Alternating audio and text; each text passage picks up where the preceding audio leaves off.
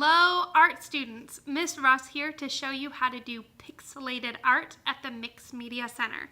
Pixelated art is when, my idea is stuck to the mat, is when you use little squares to make an idea. So this is my pixelated circle.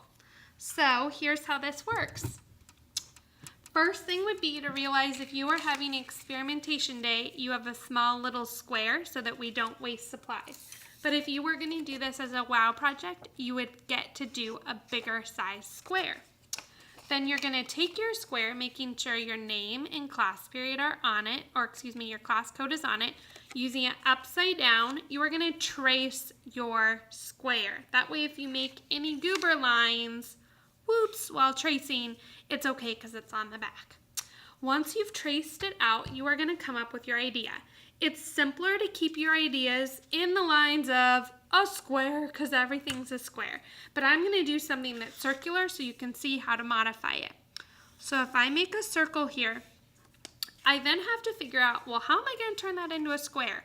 So I like to use my little sheet as a guide, and I just loosely draw the lines over, and it's not going to be perfect. I'm just trying to give myself an eyeball idea of where my circle hits. Now, what I then have to decide is, what am I going to count as a circle spot? So for example, I know these on the inside are going to be circle spots, so I can fill those in. That's simple. See, it's the whole thing is a part of the circle. But then I have to make choices. Do I count this as a part of the circle? Well, if I fill that in, it becomes a square. So in order to make a circle, I'm going to have to ignore that. Once I have my plan all figured out, I go to my sheet and I have to pick my colors. I recommend picking just 2 colors for experimentation, but if you're really desperate, you can do 3. I then am going to go through and I'm going to say, well, if my background is yellow, that would make this a yellow square. And then this a yellow square and a yellow square. And so I just follow what it says by putting a little X. So now I have 2 yellows and then I have 2 blues.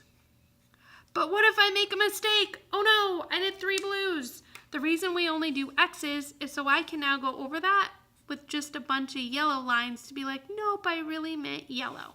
Okay, so that will help you know what to do. Once I've done all of my X's, I'm now ready to put down my pieces. So I take off the lid super careful. I get some glue. There's different kinds of glue, but we know in the art room, a dot, dot, dot is a what?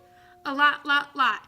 So we're gonna do a dot, dot, dot walking line. So keeping it super thin. Look, it's so thin, you can see through to my X's. In fact, I might even have too much. And then you're gonna get yourself a glue mat and you are gonna start putting down your pieces. You wanna go kind of left to right, just like you read.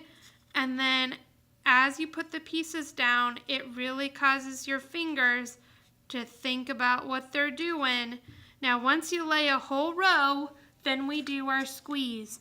We push down, we squeeze together, and we line them all up. Let's see that one more time. So what I do, I put down a line of glue because a dot, dot, dot is a what? Lot, lot, lot. I keep it super thin. You can even see my X's through there. Then I look at my sheet and I have a yellow X, a yellow X. Then I have 2 blues, blue X, yellow, yellow. Oop. Now, what did I do? First I squeezed down, then I squeezed together, and you'll see it starts to move like a whole piece. Once I've done all that squeezing and I have it all lined up again, then I can do my next row.